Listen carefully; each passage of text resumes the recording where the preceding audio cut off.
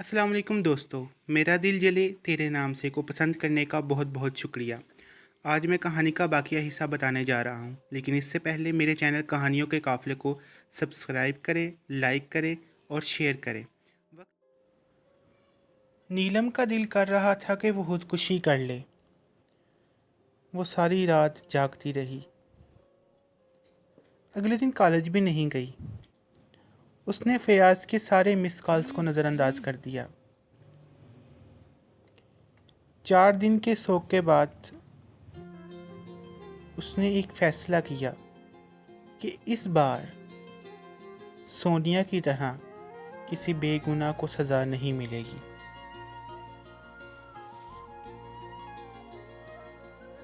अब इस बार सज़ा कसूरवार को मिलेगी, बेकसूर को नहीं। उसने पैसों के लिए किया ना ये सब कुछ। अभी वो इन्हीं सोचों में गुम थी कि इतनी देर में मुलाजिम आया। मेम साहिबा,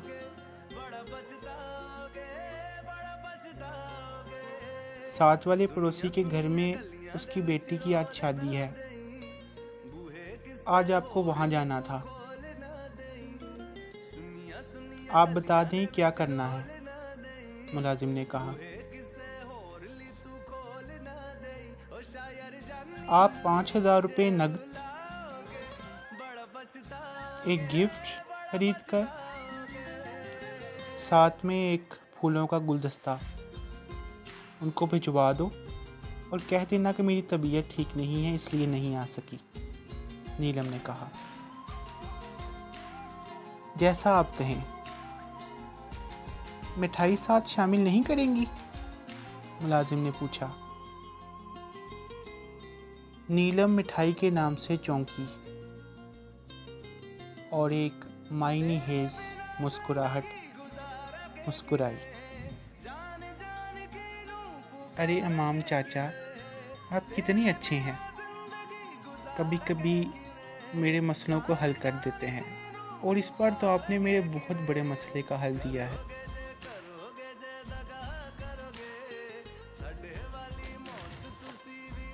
ये लें 5,000 रुपये जो नकद देने हैं और ये 5,000 गिफ्ट मिठाई और फूलों के लिए, और ये 5,000 रुपये आप रख लें, नीलम ने मुलाजिम को पैसे देते हुए कहा। अरे नहीं बेगम साहिबा, इनकी ज़रूरत नहीं, आप रख लेना, नीलम ने कहा। ज़ोर दिया तो मुलाजिम ने वो पैसे रख लिए। इधर फयाज ने फरहान को अपनी मिस कॉल्स के स्क्रीनशॉट सेंड किए और उसे झूठ बोला कि उसने अपना सच नीलम को बता दिया है, इसलिए वो उसका फ़ोन पिक नहीं कर रही, और बड़े ही मज़े से उसने फरहान को अपने रास्ते से हटा दिया।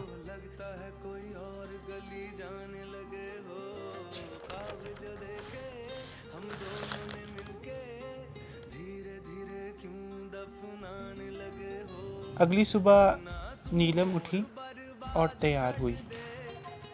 नीलम ने सुर्ख रंग का कुर्ता और जीन्स की पैंट पहनी और कार में बैठकर फयाज अहमद के घर चली गई। फयाज अहमद उस घर में अकेला रहता था। वो नीलम को अचानक घर में देखकर बहुत खुश हुआ। What a surprise dear. Fayaz ने नीलम को गले लगाना चाहा, लेकिन नीलम उसके गले लगने से पहले ही सोफे पर बैठ गई। पिछले 4 दिन से तुम मुझसे बात नहीं कर रही। मैं तो बहुत घबरा गया था। कॉलेज भी नहीं आई, क्या हुआ? और मुझे घर में भी आने नहीं दिया। कहीं इरादा तो नहीं बदल गया? फयाज ने कहा। नहीं फैजू बेबी, मैं आज तुम्हारे पास ना होती अगर इरादा बदल दिया होता। तो फयाज मुस्कुराया। मैं तुम्हारे लिए कुछ बनाना चाहती हूँ। फ्रिज किधर है? नीलम ने कहा। तुम मेरे लिए कुक करोगी? फयाज ने प्यार भरे लहजे में कहा। नहीं, कुक नहीं करूँगी, सिर्फ कॉफ़ी बनाऊँगी। तो मैं बना देता हूँ ना, फयाज़ ने कहा। नहीं, मैं बनाऊंगी, नीलम ने कहा। अच्छा, आप मुझे बताते हो फ्रिज कहाँ है, नीलम ने कहा। फयाज़ ने किचन दिखाया और बोला, ये मेरा किचन है और इसी में फ्रिज पड़ी हुई है। नीलम अपना बैग लेकर किचन में चली गई। थोड़ी देर बाद नीलम कॉफ़ी और बिस्किट लेकर आई। दोनों ने कॉफ़ी और बिस्किट खाने लगे। तो नीलम ने कहा, इंसुलिन ले लो पहले खाने से। अरे नहीं, कॉफ़ी ठंडी हो जाएगी और मुझे ठंडी कॉफ़ी बिल्कुल पसंद नहीं, फैज़ ने कॉफ़ी का कप मुंह को लगाते हुए कहा। अच्छा ठीक है, नीलम ने कहा और दोनों कॉफ़ी पीने लगे। थोड़ी देर बैठे फयाज़ नीलम को देखकर प्यार से आहें भरता रहा, प्यार भरी बातें करता रहा और नीलम बदले की आग में जलती रही। अच्छा, अब मैं चलती हूँ, काफ़ी देर हो चुकी है, नीलम ने कहा। तो फिर मुझे प्रिंसिपल कब बना रही हो, फयाज़ ने पूछा। बहुत जल्द। मैं तो सोच रही हूँ एक कॉलेज ही तुम्हारे नाम कर दूँ, नीलम ने तंजिया लहजे में कहा। लेकिन फयाज़ अपने लालच में इतना मगन था कि वो तंज और नॉर्मल बात को समझ ही नहीं सका। और हाँ, इंसुलिन ज़रूर ले लेना, नीलम ने जाते हुए कहा। आज भी इतनी फ़िक्र करती हो मेरी, फयाज़ ने यह कहकर दरवाज़ा बंद कर दिया। रात के करीब 12 बज रहे थे। नीलम ने फयाज़ को फ़ोन किया तो फयाज़ ने फ़ोन उठाया, पर वो आवाज़ से बहुत बीमार लग रहा था।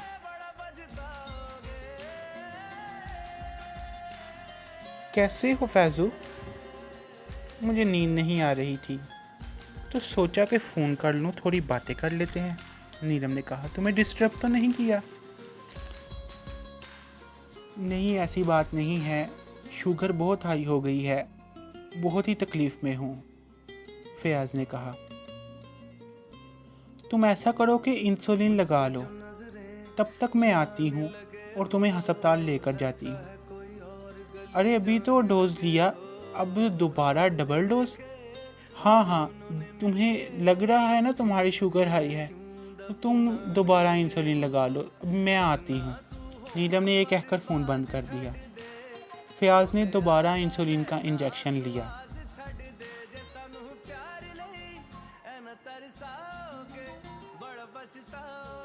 नीलम फयाज़ के घर आई तो फयाज़ ज़मीन पर गिरा पड़ा हुआ था।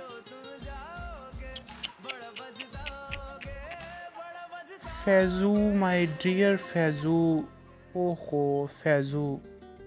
और उसके पास पड़ी हुई इंसुलिन की इंजेक्शन से उसे दोबारा इंसुलिन लगा दी और फिर अपने फ़ोन से एम्बुलेंस को फ़ोन किया।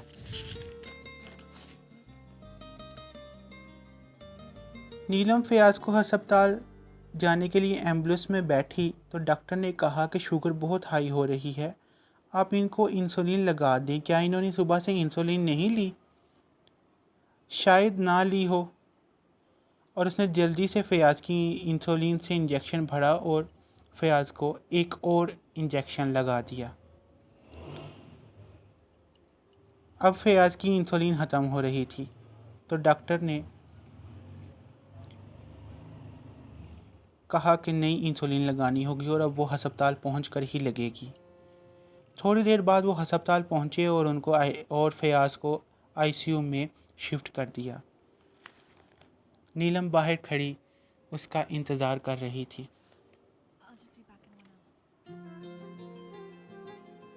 कुछ देर बाद डॉक्टर बाहर आया। डॉक्टर साहब, क्या मैं फयाज़ को मिल सकती हूँ? जी, आए अंदर। नीलम फयाज़ के पास गई तो वो बेड पर लेटा तड़प रहा था और नीलम को सुकून आ रहा था क्योंकि वो पिछले 15 सालों से तड़प रही थी। फिर अचानक वो बेहोश हो गया। क्या हुआ इन्हें? नीलम ने पूछा। तो डॉक्टर ने बताया कि फ़याज़ को फालज हो गया है। बहुत ज़्यादा शुगर हाई होने की वजह से वो अपना हिल सकते हैं ना बात कर सकते हैं, वो सिर्फ सुन सकते हैं। आप इनकी रिलेटिव हैं? नहीं नहीं, मैं तो बस इसकी दोस्त हूँ, नीलम ने कहा। आप इनके बीवी बच्चों को बुलाएं। नीलम ने फ़याज़ के फ़ोन से रोशनी को फ़ोन करवाया। डॉक्टर कमरे से बाहर चला गया। नीलम फ़याज़ के बेड के पास गई और उसके बेड पर बैठ गई।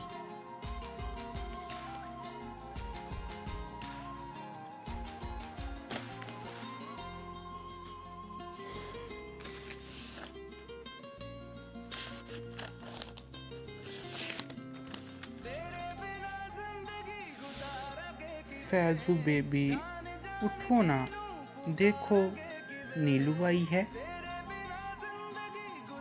और अब तो मैं कॉलेज तुम्हारे नाम करने वाली थी, और देखो तुमने अपना क्या हाल कर लिया। मीठा कम खाया करो। कितना ख्याल रखती थी मैं तुम्हारा।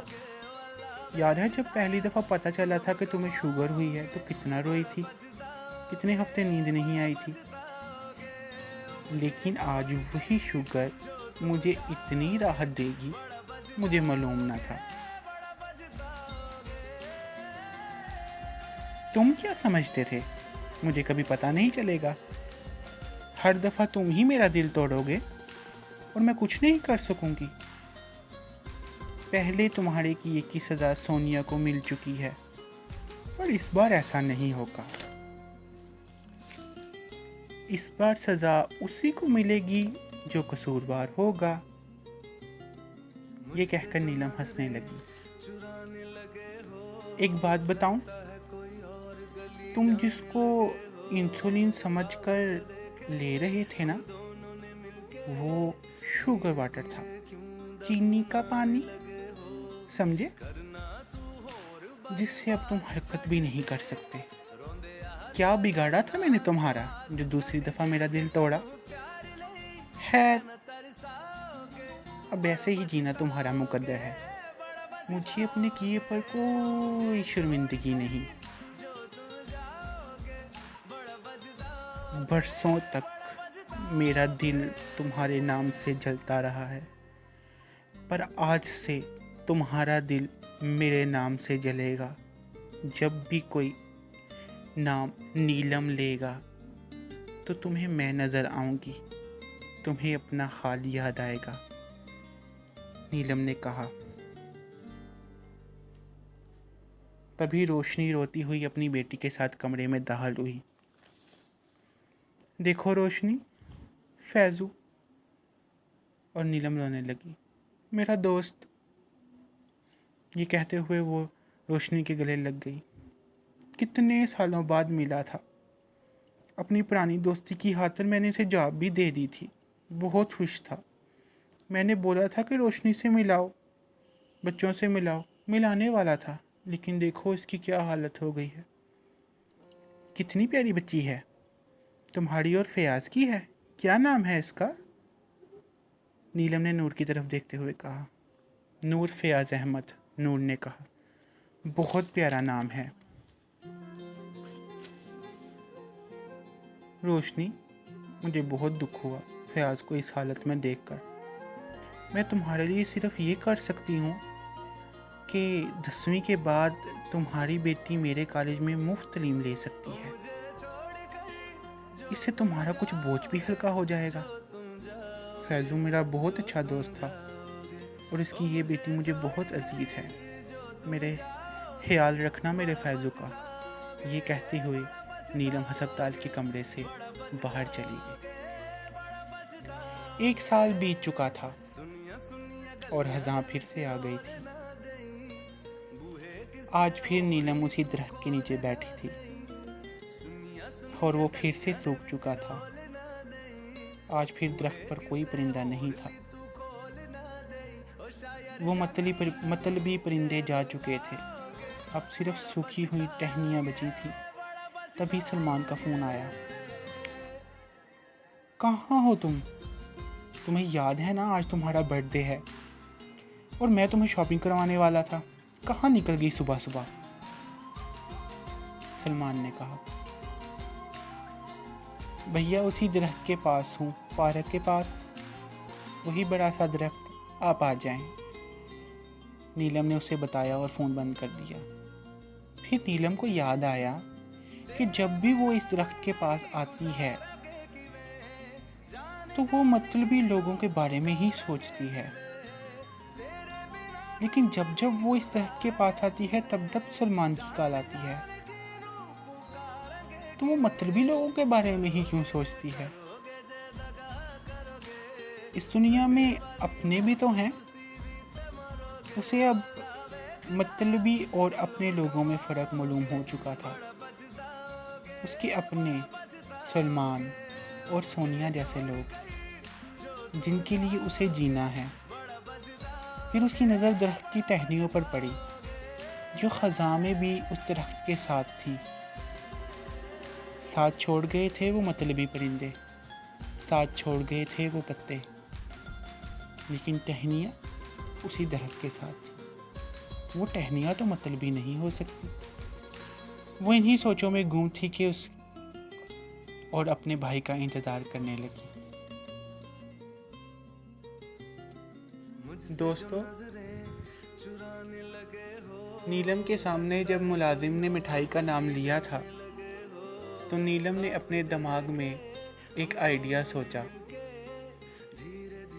जब मीठे से एक इंसान मर सकता है तो उसे जहर देने की क्या ज़रूरत है?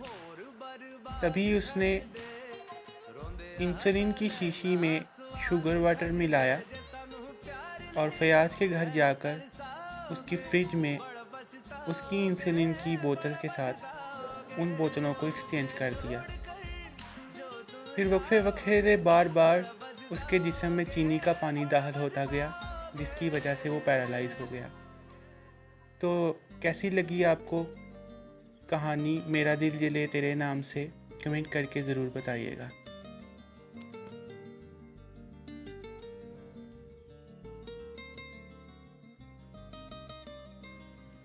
चैनल कहानियों के काफ़िला को इसी तरह से प्यार देते रहिएगा और अपना ख्याल रखिएगा। मिलते हैं बहुत जल्द एक नई कहानी।